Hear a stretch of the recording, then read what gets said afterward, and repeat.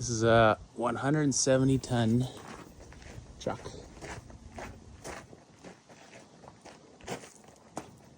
They still have the name on. I think they were called, oh, there we go, Electra Halls. Pretty big truck. Well, they were in their day. Now there's the new trucks that run over these things like a pop can. But these are still monsters. And they got big V16 diesels in them.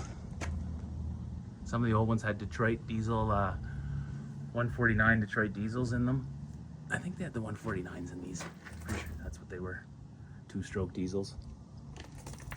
I was just telling a story about one time I was in it wasn't these trucks, it was a Euclid, 260-ton Euclid. And anyway, I was coming up to the dump. I backed into the dozer. The dozer's always on that side of the truck because first of all, this is your blind side, and then also they always put the crappy tires on this side because these just blow kind of randomly sometimes. Like they try not to have them where they blow, but they do all the time.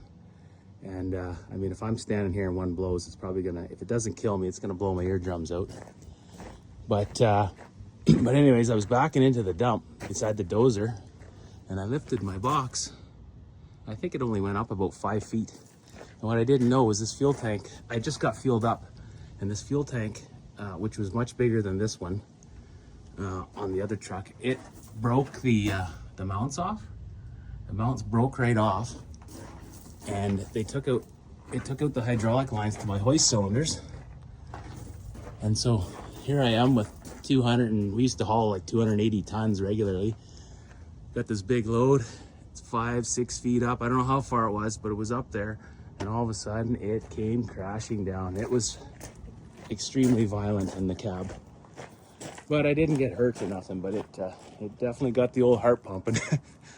Yeah, it's crazy. People have backed these things off cliffs, and most of them survive, believe it or not. I've heard of stories where the cabs got blown off. Like, I used to sit on the bus going home from work, and I like sitting near the old timers, the guys that have been there since they were, 18 years old. Now they're in their 60s, 50s and 60s, and man, they had some awesome stories. Like, just crazy what went on out there. Like, so many crazy things happen at these mines. You could be on the front line of a battlefield and you might not have the same good stories that you have at these coal mines. But our mine was kind of Wild West because it was an older mine. It opened in 1969, so things were run a little bit differently there. Anyway, just thought I'd share a few stories.